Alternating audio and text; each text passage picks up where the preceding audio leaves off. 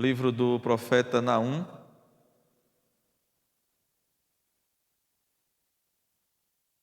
Livro do profeta Naum, capítulo 1. Hoje nós queremos fazer a leitura nos versos 9 a 15.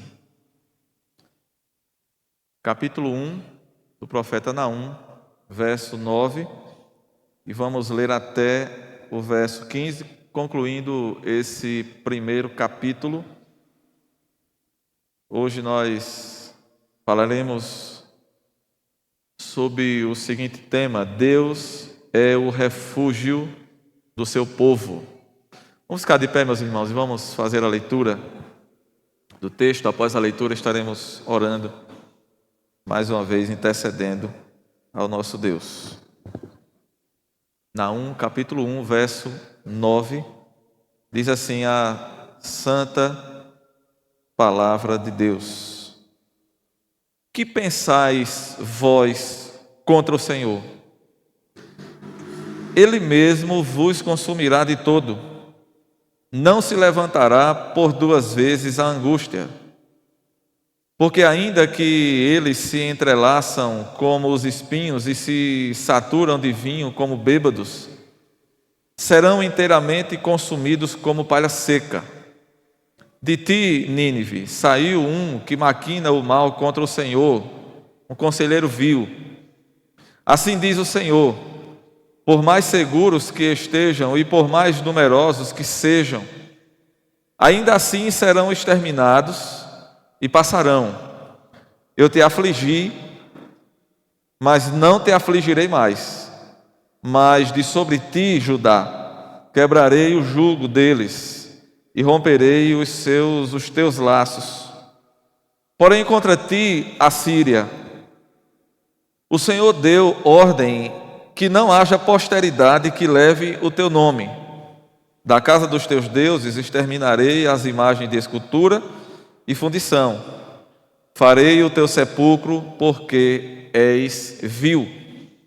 Eis sobre os montes os pés do que anuncia boas novas, do que anuncia a paz. Celebra as tuas festas, ó Judá, cumpre os teus votos, porque o homem vil já não passará por ti. Ele é inteiramente exterminado. Que Deus aplique esta palavra em nossos corações. Vamos orar. Senhor, nós louvamos o Teu nome por esse dia que fez o Senhor e o fizeste para a Tua glória, para o Teu louvor, para a Tua adoração. Obrigado, ó Deus, pela Tua bondade, pelo Teu amor, Tua graça derramada sobre nós. Te louvamos, ó Deus, por este culto que é a nossa oferta ao Senhor, e que seja recebido como aroma suave, agradável a Ti. Recebe, Senhor, a nossa oferta, a nossa adoração, mesmo sabendo da nossa imperfeição, mesmo sabendo, ó Deus, que Tu és 3 vezes santo, Tu és santíssimo, e a Tua santidade não contempla o mal, não contempla o pecado, mas nós sabemos que é mediante a justiça do Teu Filho Jesus Cristo que Tu nos permites chegar à Tua presença, e como estamos nessa noite, prestar ao Senhor este culto de louvor e adoração. Obrigado por tudo quanto já foi feito até esse momento. Pedimos a Deus, fala ao Teu povo pela Tua palavra, usa o Teu servo, ó Deus, como instrumento nas Tuas mãos. Tem misericórdia de cada um que aqui se encontra, daqueles que estão nos assistindo e ouvindo essa palavra. Tem misericórdia, Senhor, dos nossos irmãos doentes. Cura, Senhor, a enfermidade do Teu povo. Restaura, ó Deus, a saúde daqueles que não puderam vir. Fortalece, ó Deus, os que estão fracos. Anima os desanimados. Vivifica, Senhor, a tua igreja. É o que nós te pedimos em nome de Jesus. Amém. Pode sentar, irmãos.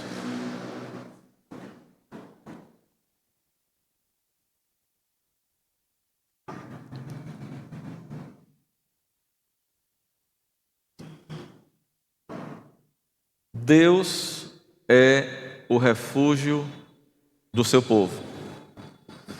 Meus irmãos, nós estamos meditando nessa palavra do profeta Naum, uma profecia de juízo contra a cidade de Nínive. Nessa profecia fica bem claro o juízo de Deus contra aqueles que lhe desobedecem. Mas ao mesmo tempo, meus irmãos, essa palavra nos mostra que Deus cuida, guarda e protege o seu povo. Nós estamos falando de Nínive, capital do Império Assírio, um povo mau, cruel, um povo poderoso naqueles dias, a maior potência do mundo então conhecido, maior exército, mais poderoso, mais cruel, povo sanguinário. Mas esse texto nos mostra, meus irmãos, que é inútil ao homem, independente do seu poder, independente da sua posição, é inútil ao homem resistir a Deus. O apóstolo Paulo, na carta aos Romanos, no capítulo 9, no verso 19, como que se um interlocutor imaginário estivesse conversando com Paulo, ele escreve: tu, porém, dirás. De que se queixa ele ainda? Esse ele aqui é Deus. De que se queixa ele ainda? Pois quem jamais resistiu à sua vontade? Meus irmãos, a Escritura é muito clara em nos mostrar, do Gênesis ao Apocalipse, que o homem não pode resistir a Deus. Ou ele se rende a Deus, ou ele está perdido. Ou ele se entrega a Deus, ou o seu final será morte eterna. O seu final será terrível, porque o homem não pode resistir a Deus. O mesmo Deus que é o refúgio do seu povo é aquele que destrói seus inimigos.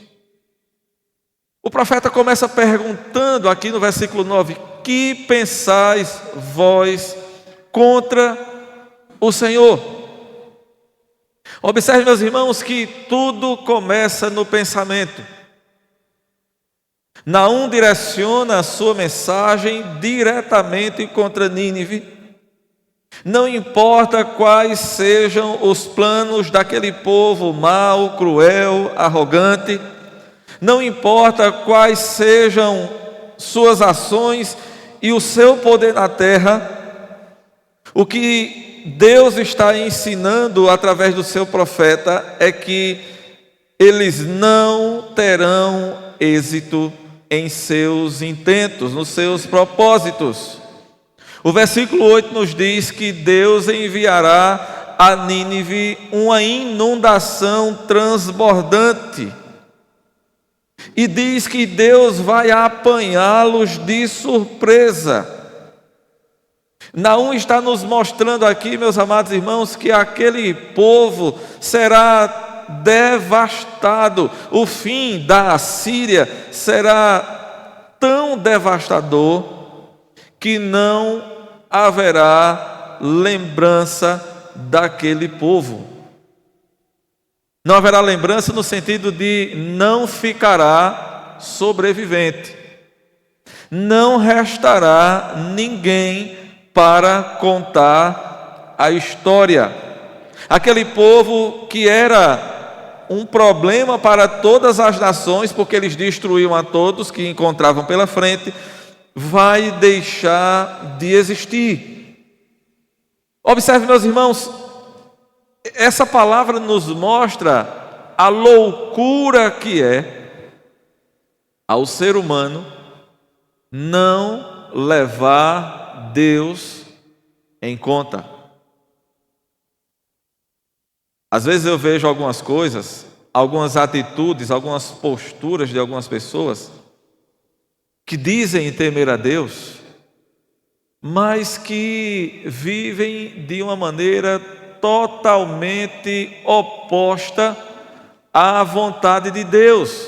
E eu fico pensando, de fato, essas pessoas não compreendem o que é servir a Deus, não têm entendimento da seriedade que é a pessoa de Deus, não tem entendimento da loucura que é viver em plena desobediência a Deus.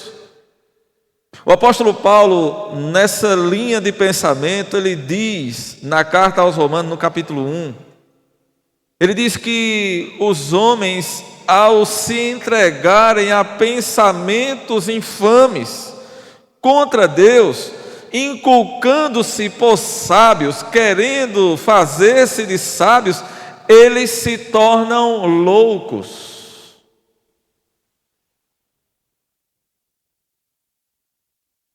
Esse é o problema da Assíria. Esse é o problema do povo de Nínive, mas esse continua sendo o problema de muita gente até hoje. Portanto, ele diz: o Senhor vai consumir vocês. Agora veja o verso 10. Porque ainda que eles se entrelaçam como espinhos e se saturam de vinho como bêbados, serão inteiramente consumidos como palha seca. Observe, meus amados irmãos, não adianta resistir a Deus. O profeta começa dizendo que eles se entrelaçam. A ideia aqui é de alguém que se junta para fazer o mal. Os perversos, eles se unem a outros perversos para praticarem o mal e afrontarem a Deus. Eles agem de forma orquestrada, se juntam para demonstrar a sua hostilidade a Deus e ao seu povo. Isso fica muito claro, irmãos, quando nós olhamos para os evangelhos e nós vemos fariseus e saduceus se unindo para atacarem e perseguirem Jesus. Nós sabemos que fariseus e saduceus não se uniam. Os fariseus criam na ressurreição do corpo, criam em anjos, criam na imortalidade da alma, mas na ressurreição do corpo, enquanto que os saduceus não criam nessas coisas. Eles criam sim na imortalidade da alma, mas não criam em anjos e nem na ressurreição do corpo. E não havia consenso entre eles. Eram dois grupos rivais, fariseus e saduceus.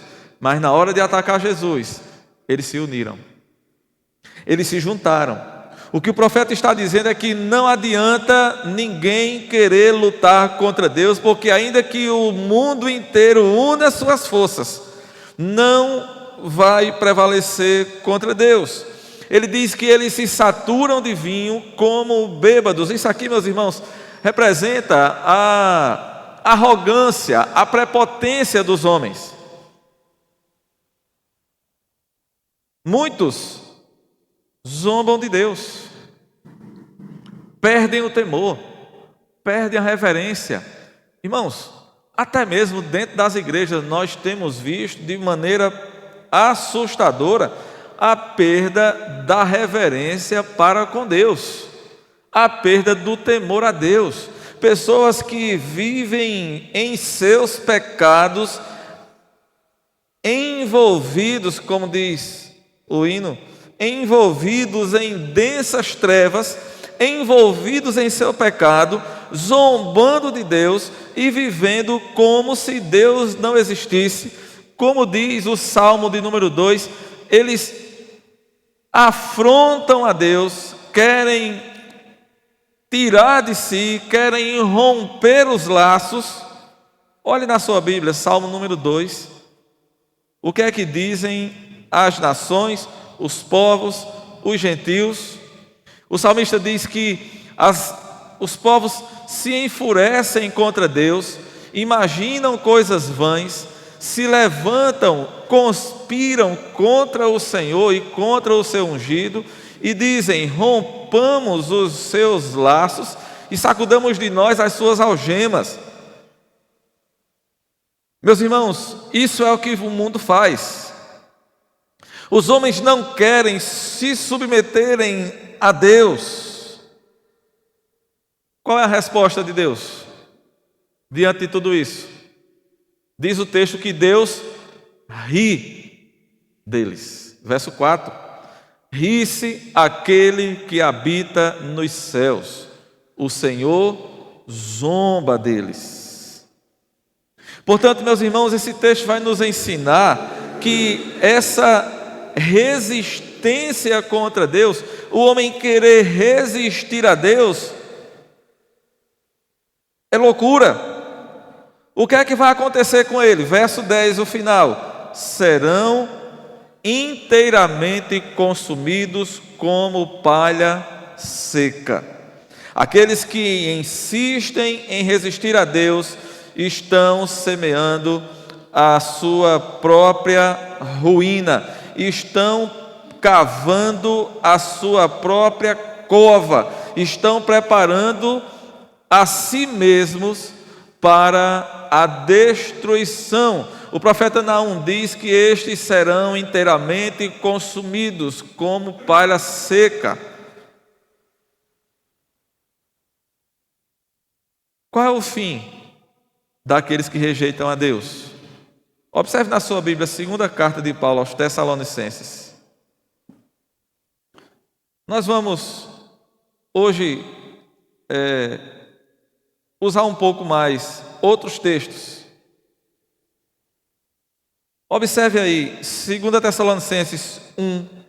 Veja o que é que acontece com aqueles que continuam rebeldes contra Deus e contra o seu Evangelho. Capítulo 1, verso 9.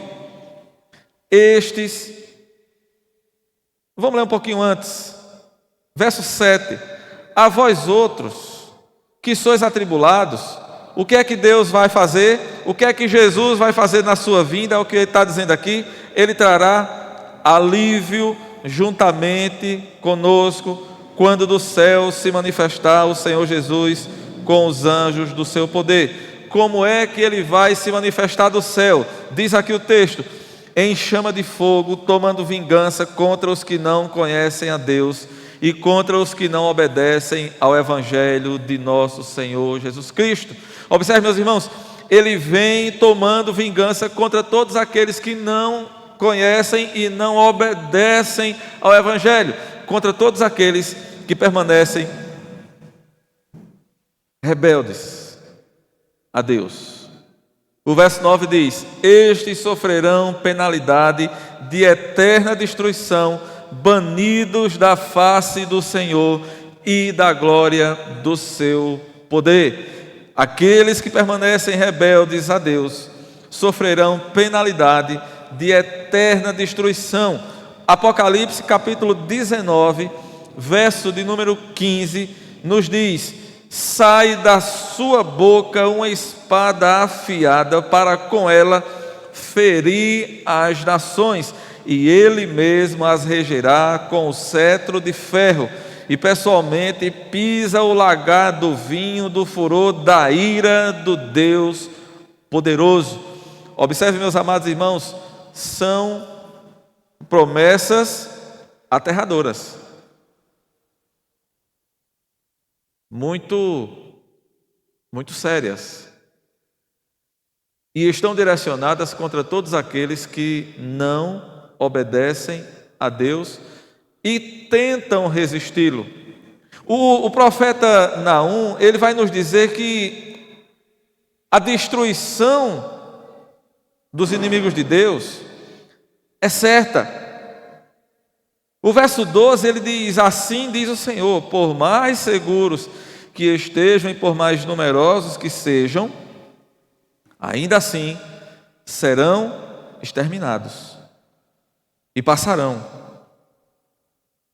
Observe, meus amados, ainda assim serão exterminados, por mais seguros que pareçam ser. Como era que aquela cidade se considerava?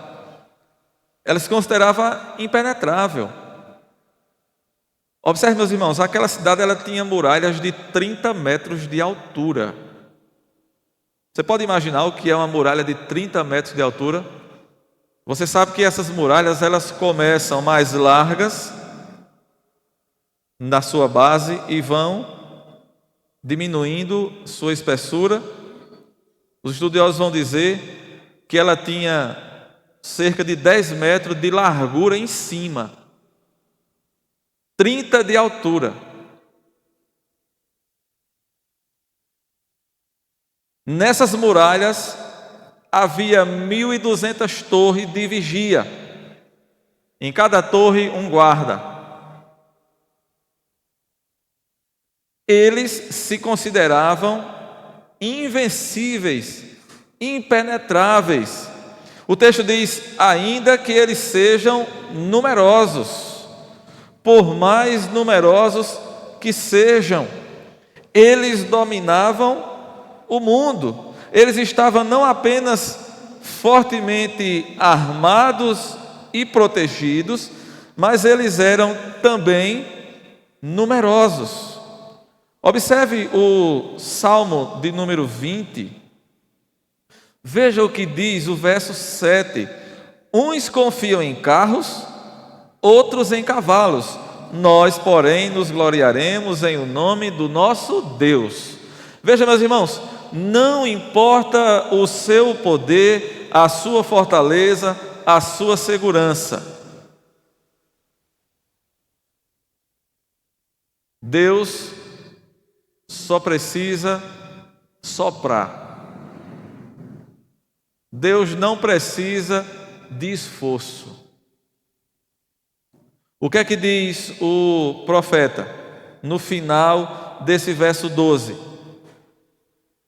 Ainda assim serão exterminados e passarão. Eles vão passar. Os inimigos de Deus podem resisti-lo por um tempo, até o tempo que Ele, Deus, permitir, mas eles não prevalecerão. Sua derrota é certa. Naum, meus irmãos, está afirmando que o período de opressão de Judá pelos assírios terminou. Olha o que ele diz no final do verso 12: eu te afligi, mas não te afligirei mais. Ele não vai mais afligir Judá através dos assírios. Você lembra, lá em 2 Reis 18, 19, Isaías 37, ele nos mostra, nos conta essa história. O rei Ezequias, ele foi sitiado, né? A cidade de Jerusalém foi sitiada por Senaqueribe, que era o rei da Assíria naquele período, naquele momento, e foram ameaçados durante muito tempo, tiveram que pagar altos tributos para o reino assírio, para o império assírio, mas Deus disse: chegou o tempo. Esse povo não vai mais afligir vocês. Irmãos, atentemos muito bem para isso aqui. Muitas vezes, irmãos, nós estamos vivendo achando que Deus não está agindo. Isso serve para o descrente, mas serve para o crente também. Muitas vezes nós estamos achando que Deus não está olhando para nós, que Deus não está vendo o nosso pecado, nossa desobediência, nossa rebeldia. Mas, meus irmãos, diz a Escritura que horrenda coisa é cair nas mãos do Deus vivo. O cálice da ira de Deus vai enchendo. E vai chegar um momento que Ele vai agir. E quando Ele faz isso, meus irmãos, ai daqueles que tornam-se o alvo da ira de Deus. Olha o verso 14, o que é que ele diz? Ele diz que o nome dos inimigos de Deus será extirpado, será extinto. Contra ti, Assíria, o Senhor deu ordem que não haja posteridade que leve o teu nome. E você está pensando que isso só acontece com ímpios, com descrentes? Você se lembra de Eli? Quem era Eli? Ele era um sacerdote de Deus. Eli cuidava das coisas sagradas. Eli era uma autoridade em Israel. Mas Eli foi enchendo o cálice da ira de Deus, ele foi desobedecendo. Deus foi dizendo a ele, Deus foi mostrando a ele, mas ele não quis ver, ele não quis parar, ele continuou desobedecendo. O que foi que Deus disse a Eli? Vou exterminar a tua casa, tu não vai ter mais descendente, tua linha sacerdotal vai ser extirpada. Deus está dizendo aqui para aquele povo cruel: vou extinguir o nome de vocês, a idolatria de vocês será destruída. Verso 14 ainda ele diz: da casa dos teus deuses exterminarei as imagens de escultura e de fundição, vou destruir tudo. Olhe na sua Bíblia aí o Salmo 115.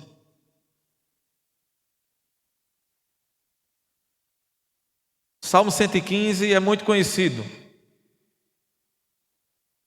Não a nós, Senhor, não a nós, mas ao teu nome da glória, por amor da tua misericórdia e da tua fidelidade. Porque diriam as nações: onde está o Deus deles? E aí o salmista responde: o nosso Deus está no céu e faz tudo como lhe agrada. Os deuses das nações, os ídolos das nações, são prata e ouro, obra das mãos dos homens. Tem boca e não falam, tem olhos e não veem, tem ouvidos e não ouvem, tem nariz e não cheiram, suas mãos não apalpam, seus pés não andam, não sai som da sua garganta.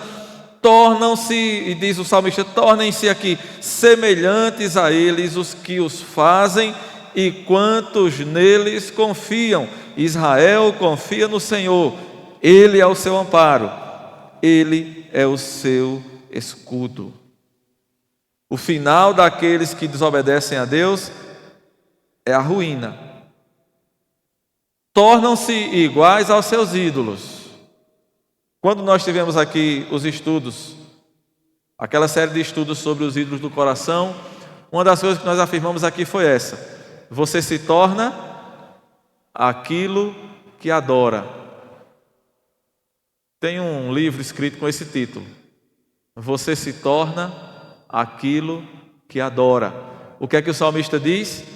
Tornem-se semelhante a eles, ou seja, aos ídolos, os que os fazem e aqueles que neles confiam, aqueles que os adoram. Quem você adora? A quem você está adorando? Você torna-se semelhante àquele que você adora. Mas observe, meus irmãos, e onde é que fica o refúgio do povo de Deus? Até agora a gente só está mostrando destruição, vingança, ira. Tudo isso vem de Deus, viu? Mas e o refúgio? O salmista vai dizer: 1000 cairão ao teu lado, 10.000 à tua direita, e tu não serás atingido. O profeta Naum, ele está mostrando a destruição contra Nínive, mas ele diz: mas a vocês, Israel, a vocês, Judá, povo de Deus, eu vou livrar. Olha o verso 13: mas de sobre ti, Judá, quebrarei o jugo deles e romperei os teus laços. Observe, meus irmãos, Deus liberta o seu povo soberanamente. O livramento de Judá das mãos daquele império poderoso e mau não foi o resultado da força, não foi a ação militar dos soldados judeus, não foi o poder daquela nação, não foi o poder daquele povo, foi a intervenção soberana e sobrenatural de Deus. A Bíblia nos diz, aquela passagem lá que nós citamos já de Reis e de Isaías, diz que o profeta, ou seja, o rei, melhor dizendo, o rei Ezequias, ele orou e Deus enviou um anjo que numa noite matou 185.000. Deus libertou seu povo de forma soberana. O que foi que ele fez conosco, meus irmãos? De forma soberana, ele nos libertou da perdição. Ele nos libertou do mal, das garras de Satanás. Irmãos, nós tínhamos um carrasco terrível que nos fazia seus prisioneiros e que estava nos levando inevitavelmente para a perdição. Eu estou falando de Satanás. A Escritura nos diz que Deus nos transportou do império das trevas. Se nós estamos falando do império assírio, que era um império mau, impiedoso, truculento e destruía a quem encontrava pela frente, o império de Satanás é ainda pior. Observe, meus irmãos, Deus nos tirou do império das trevas e nos transportou para o reino do Filho do seu amor. De que forma ele fez isso? De forma amorosa, poderosa, de forma soberana. Da mesma forma, meus irmãos, que ele libertou o seu povo no passado, ele continua libertando o seu povo hoje. Abra sua Bíblia aí em 2 Timóteo, no capítulo 1. 2 Timóteo 1, verso 8. Veja o que é que o apóstolo Paulo diz.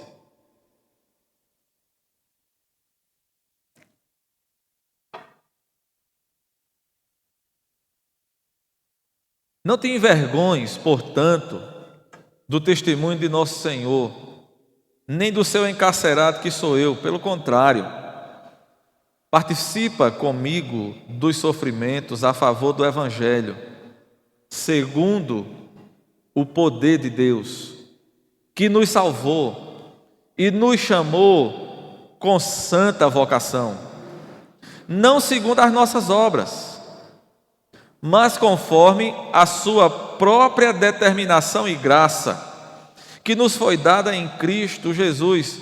Quando? Antes dos tempos eternos. Irmãos, essa palavra aqui, ela nos traz paz, ela nos traz segurança, ela nos traz firmeza, porque ela nos mostra quem é o nosso Deus. Foi segundo o seu poder que Ele nos salvou, nos chamou com santa vocação. Não foi segundo as nossas obras, foi conforme a sua própria determinação e graça. Foi conforme a determinação de Deus. Sabe qual é o nosso problema, irmãos? É que nós queremos ter alguma participação em tudo isso. Nós queremos ter protagonismo. Isso faz parte da natureza caída do homem.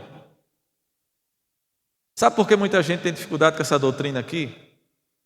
Porque fere o ego do homem. Alguém vai dizer, mas peraí, como é que é? Quer dizer que eu não fiz nada? Eu não posso fazer nada? Tudo é Deus? E eu, onde é que eu fico? Isso fere meu ego. Aí eu digo, não. Mas irmãos, não adianta, como diz Paulo, ou como, não é como diz Paulo, como ouviu Paulo. Como Paulo ouviu, dura coisa é para ti recalcitrares contra os aguilhões. Irmãos, Deus nos livra de modo soberano. Deus nos livra, nos salva apesar de nós. Foi pela sua graça, foi pela sua vontade, foi pela sua própria determinação em Cristo Jesus. E isso, meus irmãos, foi dado a nós antes dos tempos eternos.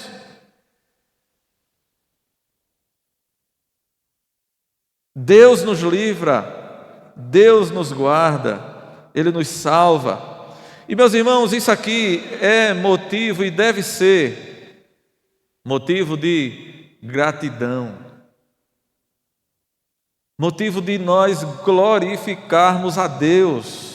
Irmãos, eu não me canso de louvar a Deus e de agradecer a Ele por essa graça maravilhosa, essa graça grandiosa, porque se dependesse de mim eu estava perdido, dizia o reverendo Charles Spurgeon. Ainda bem que Deus me salvou antes mesmo de eu nascer,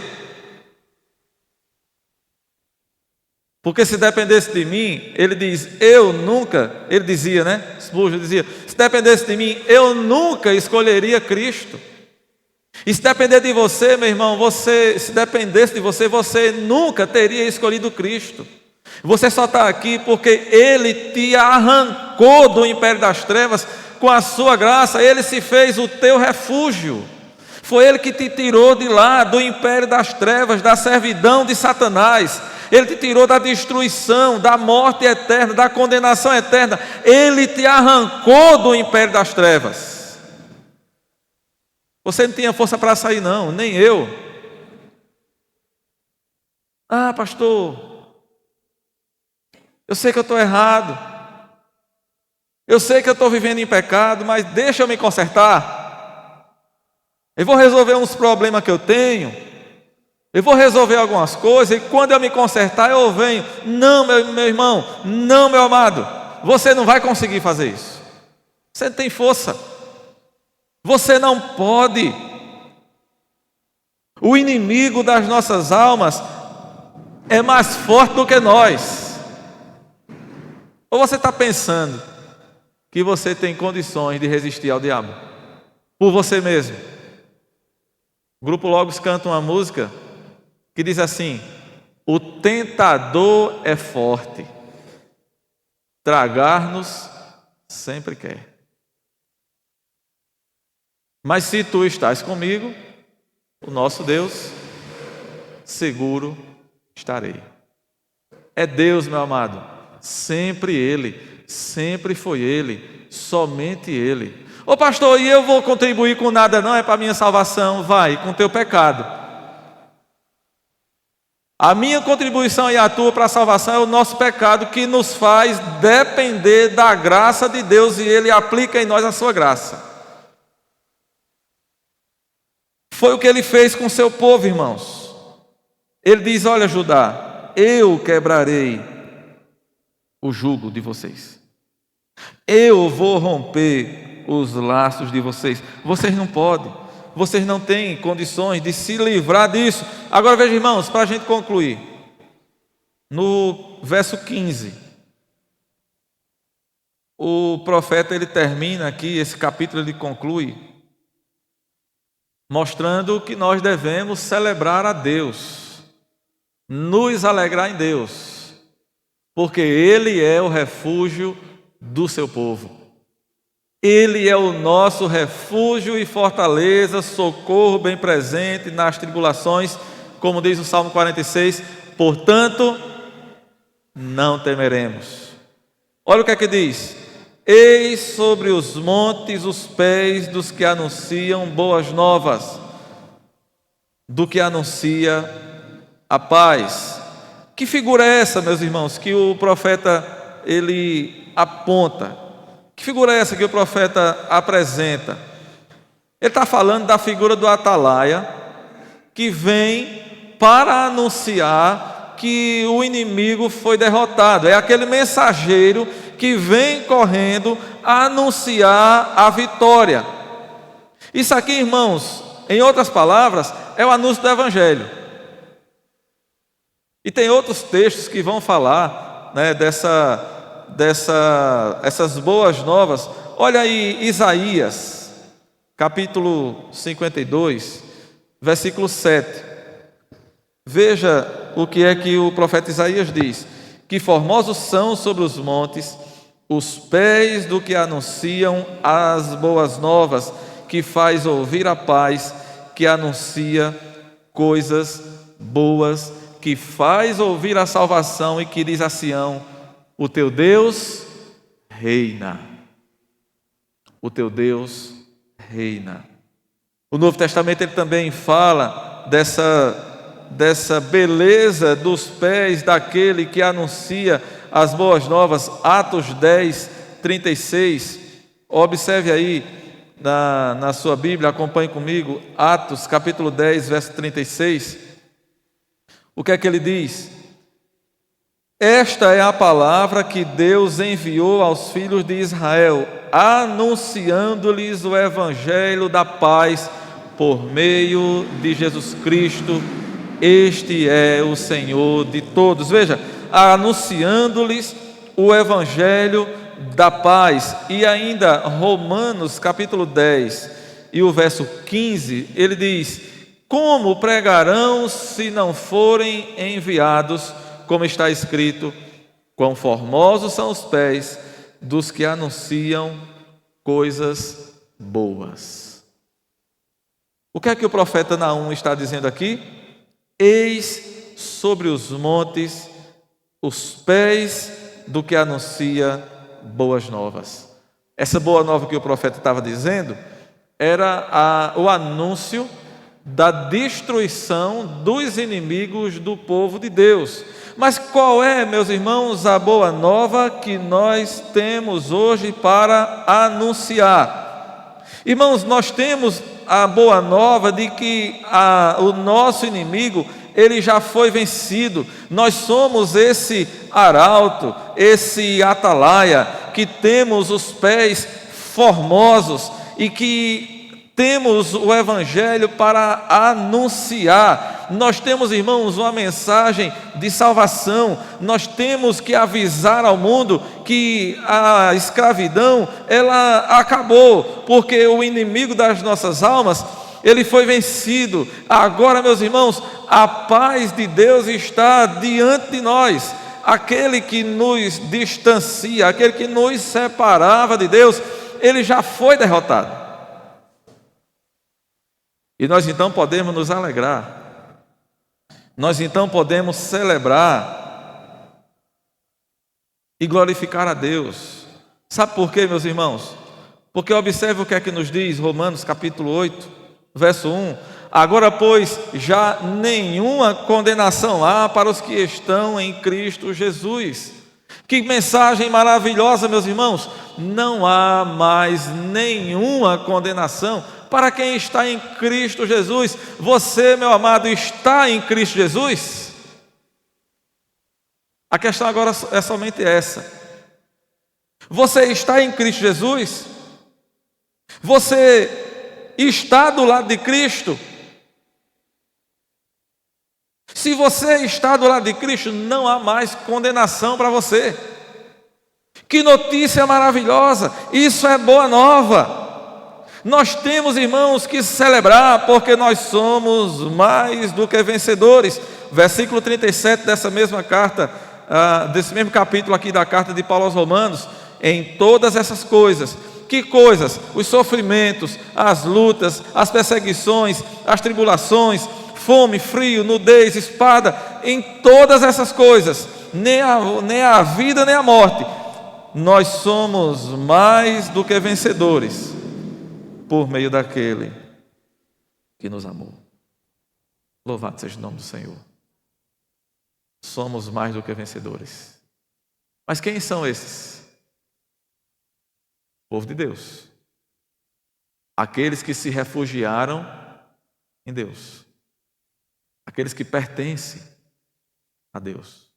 Estes são mais do que vencedores. Observe, meus irmãos, essa boa notícia para ajudar que o profeta Naum está trazendo aqui, ela significava que a Assíria estava completamente destruída e que jamais voltaria a invadir aquele povo, jamais voltaria a invadir a sua terra. E veja, irmãos, qual é o ensino disso para nós?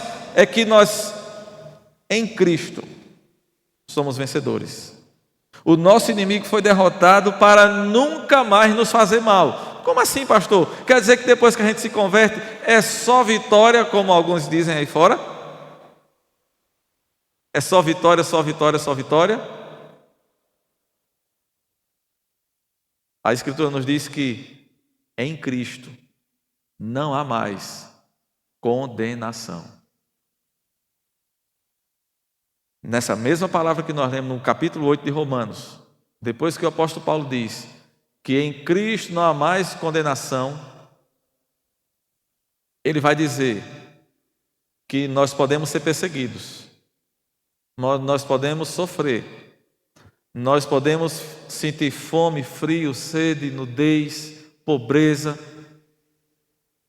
nós podemos sofrer até mesmo a morte. Porque nem na vida nem na morte, mas nós não seremos separados do nosso Deus. Portanto, meus irmãos, para nós que cremos em Cristo, essa mensagem significa que Ele derrotou completamente o pecado, Satanás e a morte, e que agora nós estamos livres para desfrutar as bênçãos da salvação. Eu não estou aqui prometendo a você vida tranquila nesse mundo. A Escritura nos diz que quem quiser viver piedosamente em Cristo será perseguido. Mas eu tenho uma promessa para você. E essa promessa não é minha. Essa promessa é de Deus. É da Escritura. É o Espírito Santo que nos assegura. Nós já somos mais do que vencedores em Cristo Jesus. Nós que fazemos parte da família de Deus, Nós que um dia tomamos uma decisão. Ô pastor, você disse que é Deus? Sim.